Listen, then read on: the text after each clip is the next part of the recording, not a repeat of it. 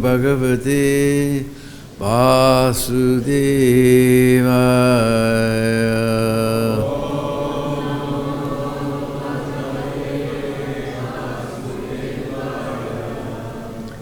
Om Namo Bhagavate Vasudevaya.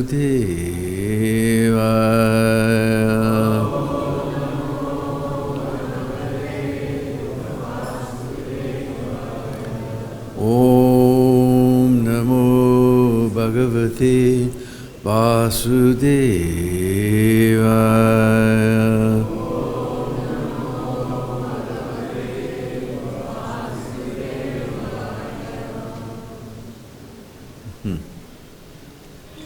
So reading from Srimad Bhagavatam, 8th Canto, Chapter 16, the Payovrat process of worship. Text number 7. Grihesu yesvatitayo narchitak salilairapi yadi niryanti te nunam Veruraja grihopamaha Grihesu at home Yeshu which Atitayaha uninvited guests Na not Architaha welcome Salilayapi even by offering a glass of water Yadi, if, niryanti, they go away. Te, such household life. Nunam, indeed. Peruraja, of jackals. Griha, the homes. Upamaha, like. Translation: home from which guests go away without having been received, even with an offering of a little water, are like those holes in the field which are the homes of jackals. Translation, please repeat. Homes from which guests go away without having been received, even with an offering of a little water, are like those holes in the field, which are the homes of jackals. Purport by His Divine Grace, A.C. Bhakti-Vedanta Swami Srila Prabhupada. In a field, there may be holes made by snakes and mice, but where there are very big holes, it may be supposed that jackals live there. Certainly no one goes to take shelter in such holes. Thus, the homes of human beings, where atitis, uninvited guests, are not properly received, are like the homes of jackals.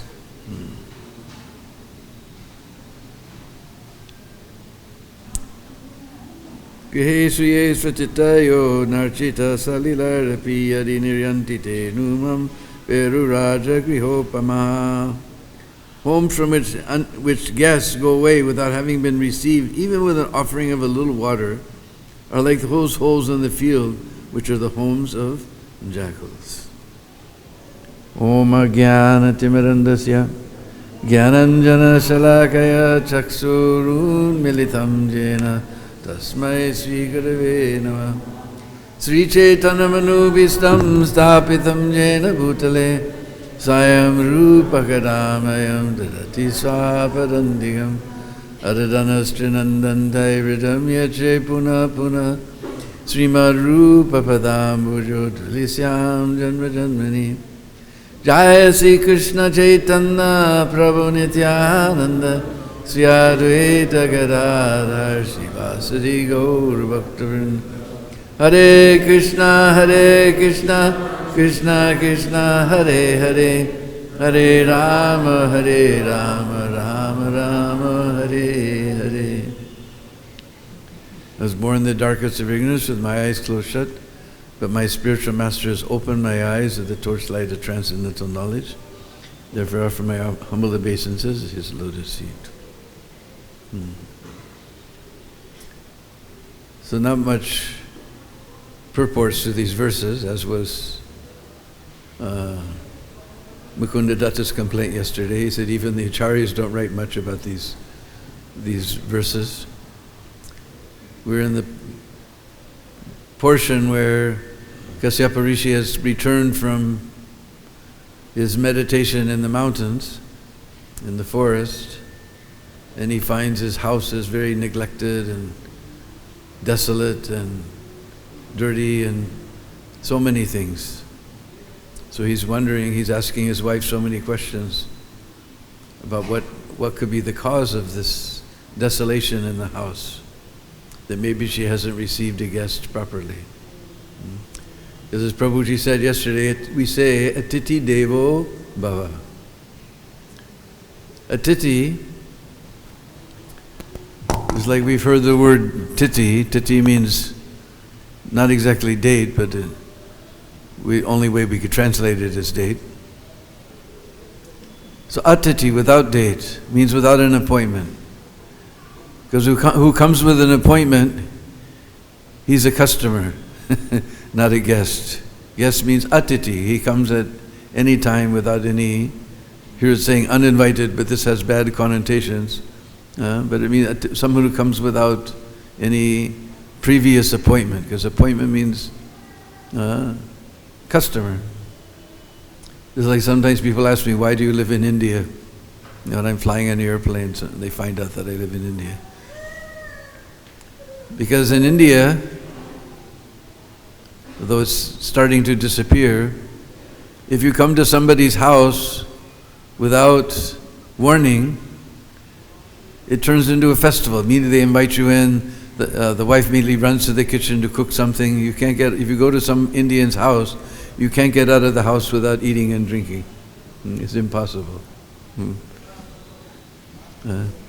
Everybody comes to, everything stops, everybody comes to talk. It's like a big festival. Atiti, someone without appointment has come, uninvited guest, but someone without warning comes, better said.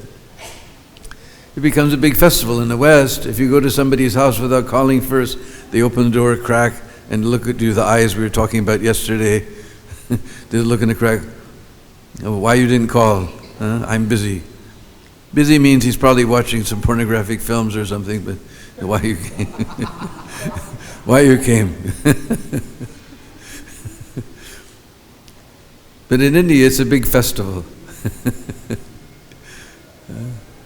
So, but we don't get, most of the devotees who come, they don't get this experience. That there's other side to India. All we see is the rickshaw-wallas who are trying to rip us off, the shopkeepers are trying to rip us off. That's all we see. You have to get behind the door. India is a closed-door society. Once you get behind the door, all of a sudden a whole new India opens up. Very, very sophisticated and very, very cultured. Very cultured people are there. But most devotees never get behind that door. They just come and go. But you get behind the door, you find a whole other India is there. And so many rules and regulations are there about receiving guests. And we read about these sometimes in the scriptures, just like one time Krishna, he went to Hastinapur to try to broker a peace with Duryodhana. Because Krishna wanted to show that although violence is sometimes necessary, first we have to exhaust all avenues, peaceful avenues. So even Krishna himself, he became the doorman, the messenger. Messenger means that you send a messenger, that's simple job. You don't need a university degree to be a messenger. You just take the message and deliver it. That's a simple job. But Krishna was so fond of the Pandavas that he was everything for them. He was their worshipful deity, he was their messenger, he was their friend, he was their well-wisher. He was everything for the Pandavas. So he even became their messenger. And he gave a nice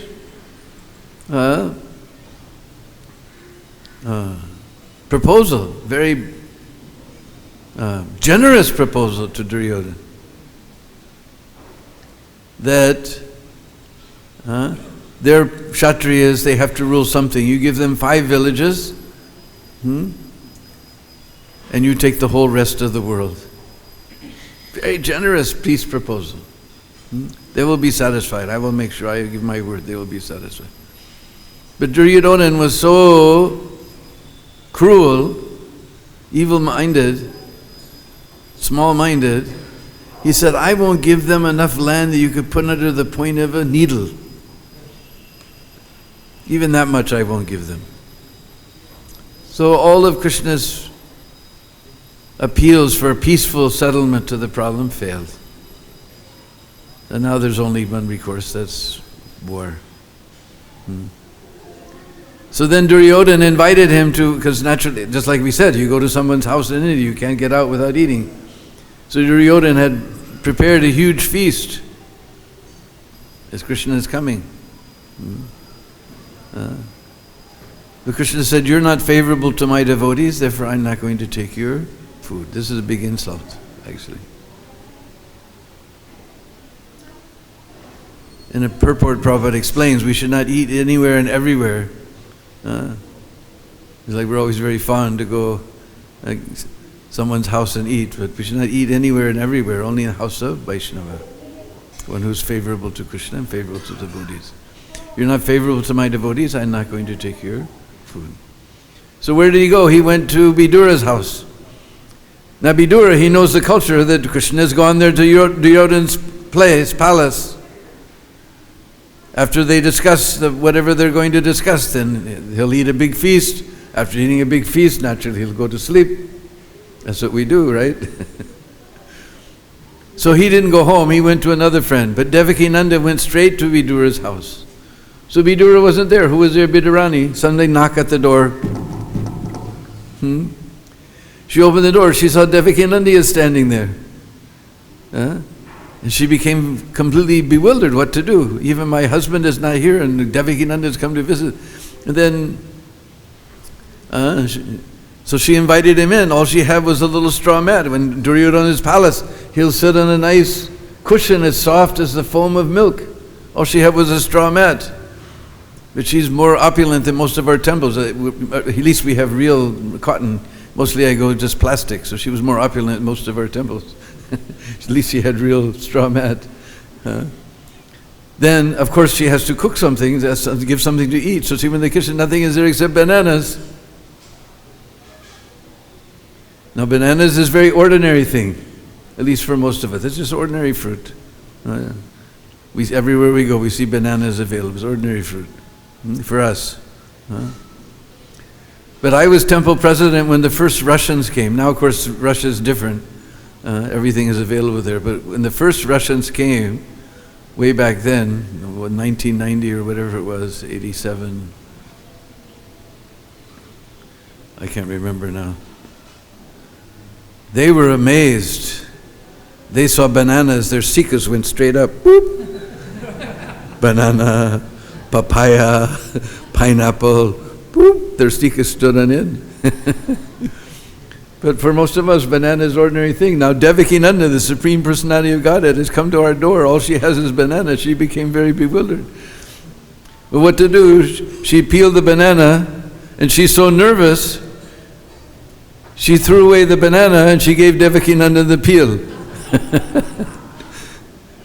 And Devakinanda was eating. And then she peeled the banana, threw the banana, gave the peel. So finally Vidura came home, he saw what was going on, he said, "Arey, Murk Stree, what are you, foolish woman, what are you doing?" The Lord said, "Choop. Whatever you're giving, I don't know what she's feeding me, but I've never tasted anything so nice." Because the main thing is love. She was feeding with so much love, he's eating the peel and enjoying like anything. And we have the case just nearby here is Madhuvan, where there's Dhruv Tila, where Dhruva Maharaj performed his penances. Also, Ambarish Maharaj, way back in Satyug, he performed his penances there. And Ambarish Maharaj,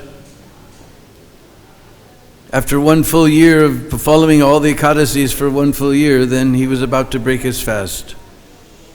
And Durvasa Rishi came. Now Durvasa Rishi, he's famous for being very angry. So Amrish Maharaj was overjoyed. Oh, now I'm just about to break my fast. Now a guest has come, I will feed him. This is the thing, guest has come, we have to feed. This is the culture. But real sadhus, if you meet real sadhus, they're very, very, very clean. So first I have to take my bath, then I can take my meal. So you won't have to take his bath. Meanwhile, you see in the calendars, from this time to this time, you have to do the breaking of the fast. We call Paran. So the Paran time was elapsing.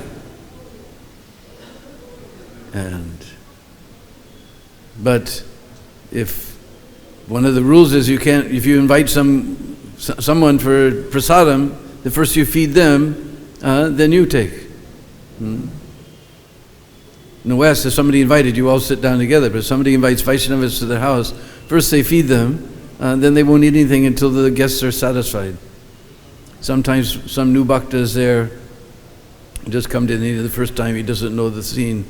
So he's sitting there, he's preaching to the householders, and they're listening very politely because some guest has come and he's preaching, so they're listening and very politely, and finally we have to poke him, look, they won't eat until you stop. So we can't eat before our guest. So my Durvasa Rishi has come, I cannot eat before my guest. And other problem is that my fast is about to, time is passing away. So finally he realized, and the Shastra says that drinking water and is eating and not eating, both. So he was doing nirjala. If he drinks water, then his fast is broken. Paran. But since water is not eating, he has eaten before his guest. So he drank some water. Just as Durvasa Rishi appeared, and Durvasa Rishi, of course, became furious. He threw a hair down. We know the whole story. We won't go into it anyway. But this is the point. Just like I can remember the first time we ever ate in an Indian's house in America. We were on traveling Sankirtan. We went to Oklahoma, way out in the middle of nowhere. And we were chanting on the university campus, University of Oklahoma.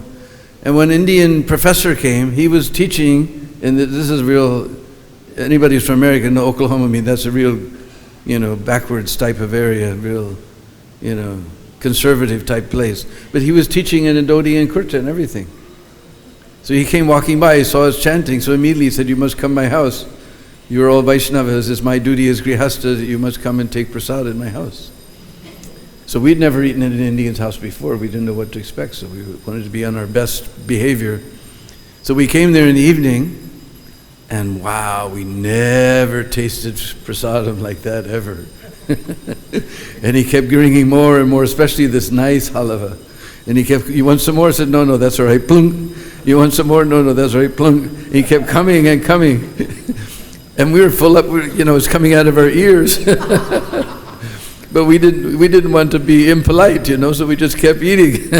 So finally he told us, it is our Indian system that a guest comes, we must offer something to eat. Then when they're finished, we again offer, and they will say, no, it is all right. But he's not satisfied, he's only being polite. He doesn't look greedy. Yeah, you give me more. You're like us. Yeah. So you give. And then when he's finished, again you offer. You say, no, that's right. But he's not satisfied. He's only being polite. Again you give. When finally he roars like a lion, no! Then he's fully satisfied. But we were nervous, so we didn't want to make a bad impression. So no, that's all right, plunk. He got to our temple president. So you want some more? No! Then we all learn, no!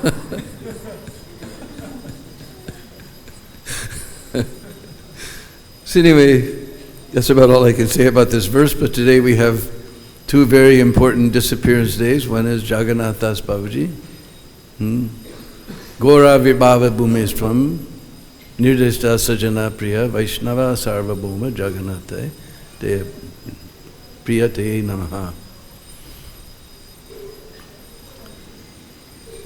So we all know Jagannath Das Babaji. Gora Virbhava Bhumestvam. Avirbhav means appearance. Bhume means, of course, earth. The place where Gora appeared. And we're just a fortnight away from that date. Gora Virbhava Bhumi. So Nirdeshta, he showed the place. We offer our obeisance to that Jagannath. He's the Sarvabhaum, he's the Vaishnava Sarvabhaum, he's the leader of all of the Vaishnavas. We offer our obeisances to him. So Jagannath Das Babaji, he was born somewhere around 1570. So long ago. In small, tiny village in now what is known as Bangladesh. Later he came to Vrindavan. He was initiated by Jagadananda Das from Sringarvat, Nityananda Bhatt. And then later he took Babaji initiation from Madhusudan Das Babaji Maharaj. And he spent a lot of time, sometimes in Braj, sometimes he spent some time in Navadvip. And some people say he lived to be 137, some people say 147, but anyway, he was quite old.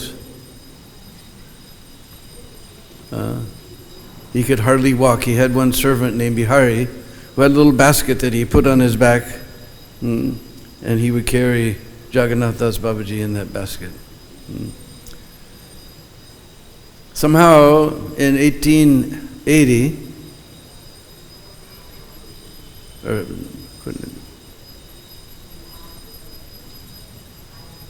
how could it be 1570 and 1880? It must have been a misprint. 1850.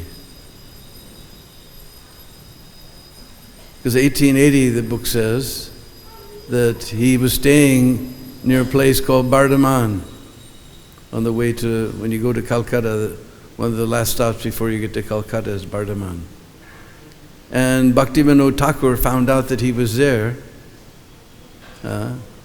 So on the pretext of some government business, he visited. And Jagannath Das Babaji, he was very delighted to meet Bhaktivinoda, and he was very happy to see his enthusiasm for preaching the glories of the holy name. They spent some time together and relished each other's association. Later, sometimes Jagannath Das Babaji, he very rarely went to Calcutta. And people were always inviting him. He would never go. I don't want to go to that material world. But if he did go to Calcutta, he would always stay with Bhaktivinoda. Although many people invited him, he only stayed with Bhaktivinoda and took his prasad with Bhaktivinoda. He never ate outside. Bihari Das cooked for him everything.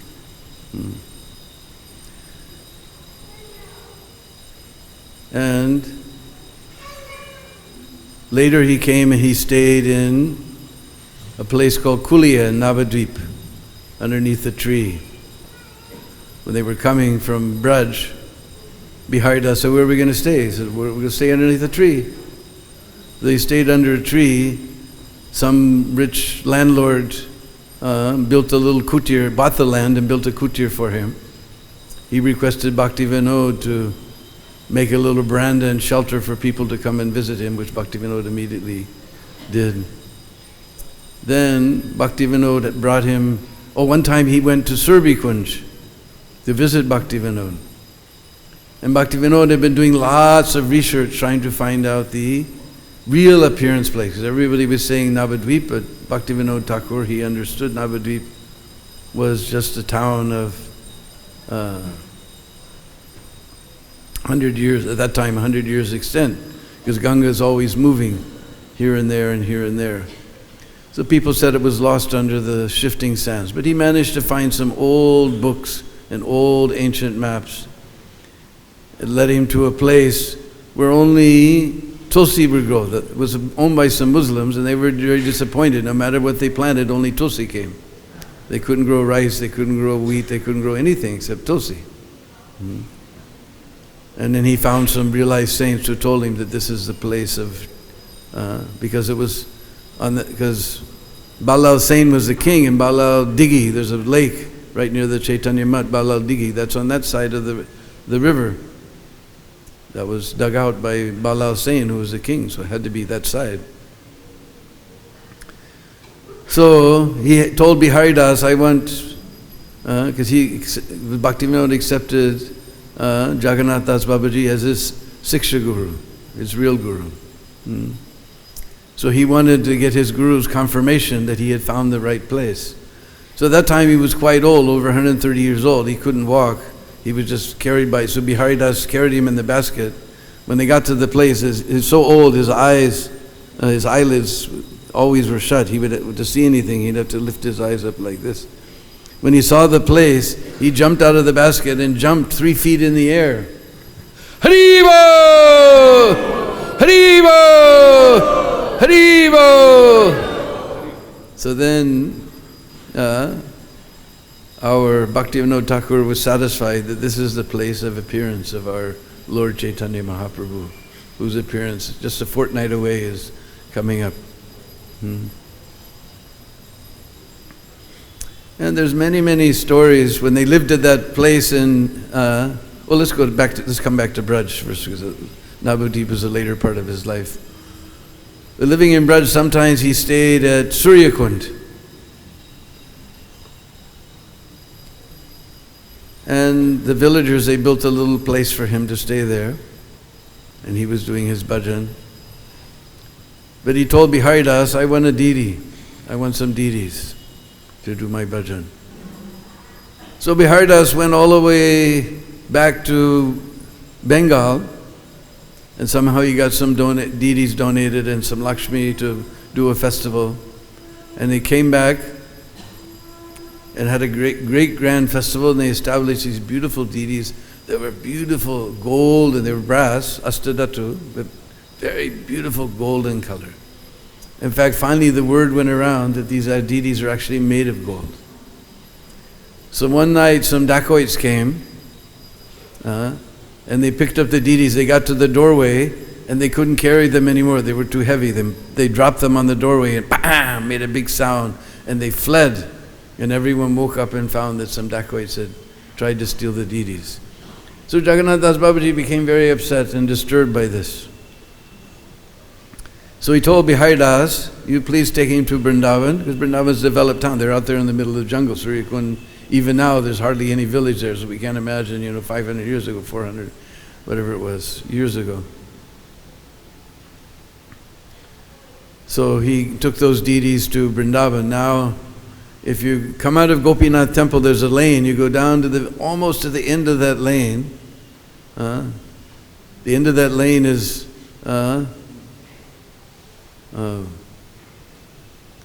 Vrindavan talkies. Because in the old days, now we call movies, now we call cinema. The idea of sound was something new, so the cinema halls were called talkies. So the Vrindavan talkies, of course, it's all broken down. It's no longer in use anymore. But just before that dilapidated building, if you're coming in from Gopinath on the right side, there's a little house, and the deities are staying there. They're known as Sonar Gauranga, Golden Gauranga. But after that, Jagannath Babaji was still not satisfied. He wanted some deities. So he told Biharidas, you go to Radhakund and find some deities. So Biharidas went to Radhakund, and there was one Denudas Babaji was staying there, and he was staying with him.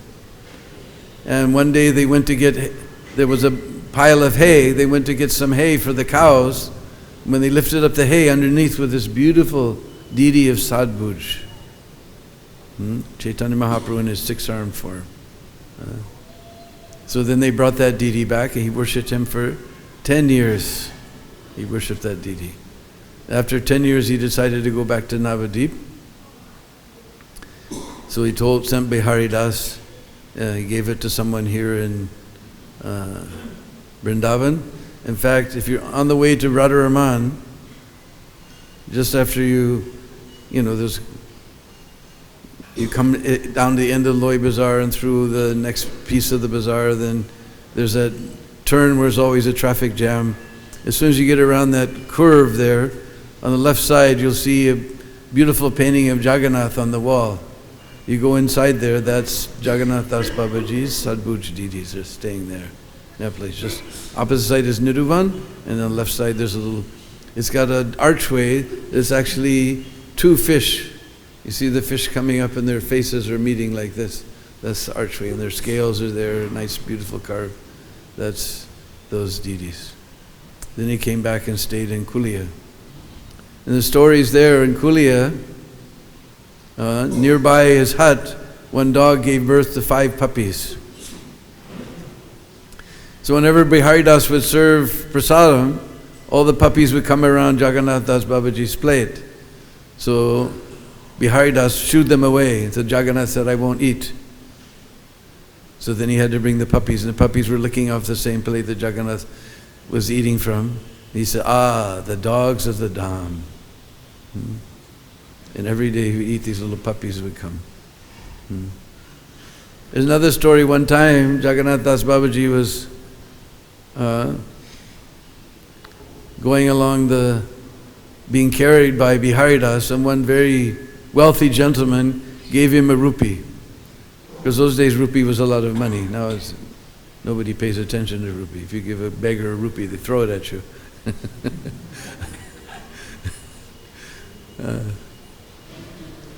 So Jagannath took that rupee and they went down the lane for some time. Then he said, you go back. And Biharidas turned and came back. He said, I understand that you have quite a bit of money. I couldn't bear the weight of this 1 rupee. You please take it back. I don't know how you're bearing the weight of all the rupees that you have. So in this way, although Jagannath Das Babaji always accepted donations, in this instance he wanted to give some lesson to this rich fellow. Another time in Kulia, when wealthy family came, the Rais, they came to see Jagannath Das Babaji, and they didn't recognize him, so they asked the person there, do you know where the Siddha Baba is who stays here? And Jagannath Das Babaji says, no Siddha, I don't know any Siddha Baba who stays here, only I'm here, just an ordinary living being, just like all of you.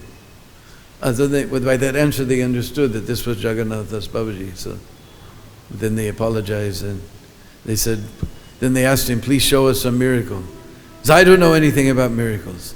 Then he took his stick and he began to bang it on the ground. They thought, oh, now we made a big offense, he's upset. And they said, please forgive us. He said, no. In Radhakund, he's in Kulia, in Navadvip. He said, in Radhakund, the goat is outside Lokanath Goswami's cottage. He's eating the tulsi plant, so I'm chasing him away. Don't worry, I'm not upset by you. And they said, what? So they immediately sent telegram. There wasn't WhatsApp in those days.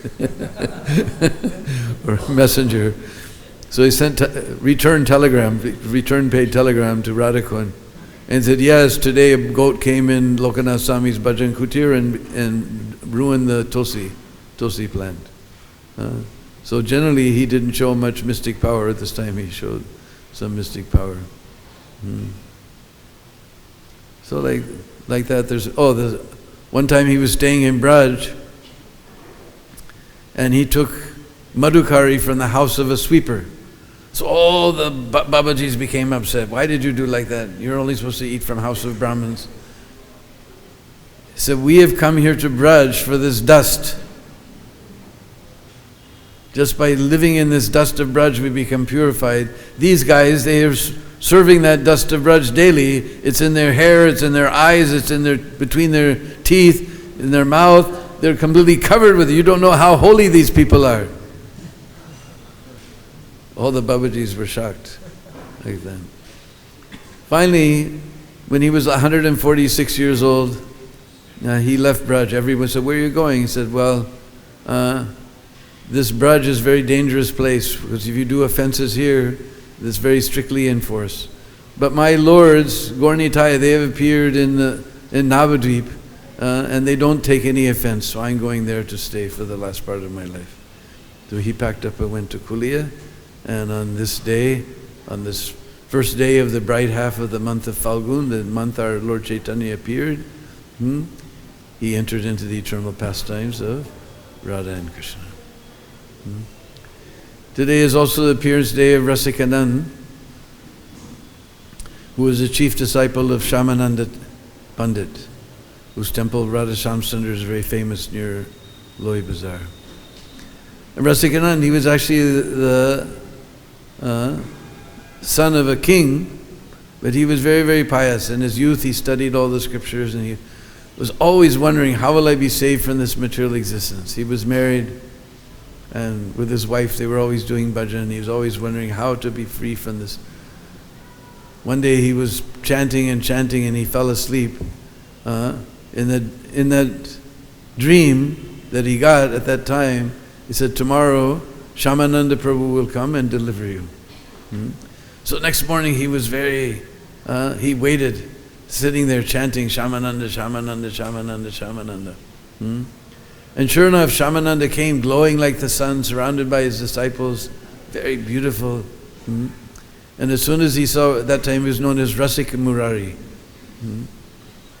As soon as he saw Rasika Murari, they immediately embraced each other and rolling on the ground in tears. And after some days, Shamananda initiated him as Rasikanand and ordered him to preach widely, all right. Also wildly. We're the ones that preach wildly. Somebody sent me video clip from Mayapur, our Tatiksha Krunika, sitting there, Hare Krishna, Hare Krishna. We're the ones that teach wildly. He told him to preach widely. And he became, many people were delivered by his preaching. Even Muslims became devotees by his preaching, even atheists, kings, very aristocratic people. Rasikanand was a very, very powerful preacher of the cult of Sriman Mahaprabhu. And even the people became envious of his popularity. One time they sent a wild elephant to smash him. And Rasikanand simply put his hand like that elephant stopped and bowed down and became his devotee. He initiated him as Gopal Das. This all happened. Shamananda eventually told him to go to Gopi Ballabpur, which is a place not far from Karag. I've been there. Very nice place. Shamananda's Peet. And beautiful deity is there, so he was worshipping the deity. And so that elephant came, he stopped the elephant, and the elephant became his disciple, Gopal Das, and he would take the chamara and fan the deities. And when the devotees would eat prasadam, then after the Vaishnavas ate prasadam, then Gopal Das would come and collect all the dirty plates and throw them away. And like this, he was preaching widely about the holy name. And there's one other story. One time, there was one Muslim, what will you call, fakir, I guess, who had mystic powers, and he was also very envious of the popularity of Rasikanand. So his mystic power, he tamed one wild tiger. He would ride on that wild tiger. So one time he came to see Rasikanand riding on this wild tiger. And everyone went to Rasikanand. Rasikanand was sitting on a broken stone wall, brushing his teeth with a neem twig. And they told him, he just didn't pay any attention, And the guy was riding on the wild tiger. Suddenly, the wall began to gallop. Rasikanand sitting there brushing his teeth very casually, and the wall is galloping. To see that from a distance, that fakir, he saw the wall is coming, like that. He immediately got down from his tiger, he bowed down, and became the disciple of. He said, I've tamed a living thing. These tigers are a living being. This guy, he's tamed a non-living stone wall. So in this way, Rasikanand, he was very, very powerful devotee, preacher of Lord Chaitanya's cult. So,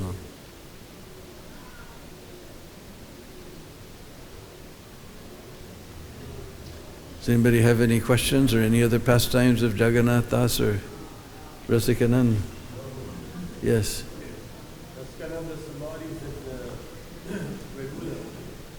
Oh, that's right. I forgot the most important. This is disappearance day. One time he left his ashram, Gopi Balapur, and he went to Ramuna. And he told everybody to do kirtan. And as everybody was doing kirtan, he ran to the altar and fell down at the lotus, touched the lotus feet of Gopinath and disappeared, was never seen again. So his samadhi is there in Ramuna. Ramuna, by the way, was one of the, used to be, I don't know, now it's becoming a little commercial, but in old days, it was, I knew one friend who had one of those Sea India railway passes. He went everywhere, all north, south, east, west. I told him, whatever you do, don't miss Ramuna. So he put it on his itinerary. He came back to Vrindavan and said, Deena Bandhu, that was the best place I ever went. Used to be a very sweet place. Used to be a little pukur. Now they made a shopping center in front of the pukur. And somehow it's a big, now every time I've been there, there's at least 5 different weddings going on at once. They made it into a wedding hall. But it used to be a very sweet place. For those days, back in the 80s, you gave 6 rupees, you got a Govardhan hill of prasad, 5 or 6 sabjis, tomato chutney, and sweet rice. And in Ramuna, we know Orissa, most of the places we go, you can't come inside, you can't come inside. Yeah.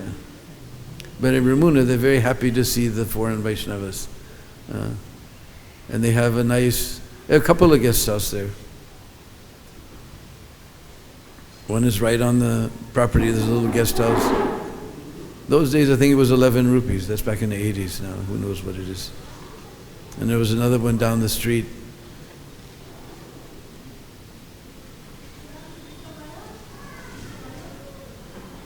The one in the temple complex had a well, the other one had a hand pump. The one down the street was a well. But very clean, and they gave you mosquito net, a nice place to sleep and everything. And they're very happy. And they leave the curtain open halfway so you can watch all the bathing and the seva, and it's amazing. Gopinath, they don't use any sewed cloth. Just like we make all these beautiful outfits for our deities. It's like one piece of cloth, and they wrap it around over his shoulder, and then down across his chest, and then around, and then Dodi, and then they take another piece and wrap it around his arm, and it's all wrapped in such a way that it looks like Dodi and Kurta made. It was just 2 pieces of plain cloth, no stitches whatsoever. You can watch them do the Sringar and put the Tulsi and Chandan on his lotus feet and paint all the gopi dads. I used to sit there and just sing Bhakti Vinod, all the 3 sets of slokas to Gopinath. It's very beautiful, and they're very happy to see, and they have that nice, it's not kheer, it's sheer, there's no rice in it. Every time I go there, they always, why does your Chaitanya Charitamrita say sweet rice? There's not a drop of rice in it, it's all cooked down, sweetened condensed milk. Sheer, just like we know Sheer Sagar, Sheer Dakshay Vishnu in the milk ocean. So it's not kheer, it's sheer. Although in Bengali they say kheer, for sheer they say kheer, but it's not sweet rice. There's not a single grain of rice, but very sweet. And you can, they have, after the afternoon offering, 4:30 offering, then you can buy as much sheer as you want. We know Madhavinda Puri that's how he got his name. Sheer just stole 1 pot for Madhavinda Puri, Gopinath. Before he was just known as Gopinath, now he's known as Shri Gopinath. And you can see Rasikananda's samadhi is there. The disciples gave up their bodies spontaneously. There's all these little samadhis around his samadhi. And it used to be a very, very sweet place, completely green and rice fields, and very interesting place.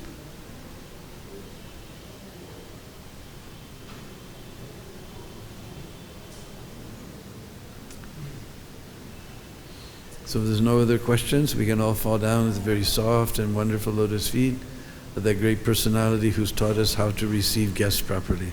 Srila Prabhupada ki.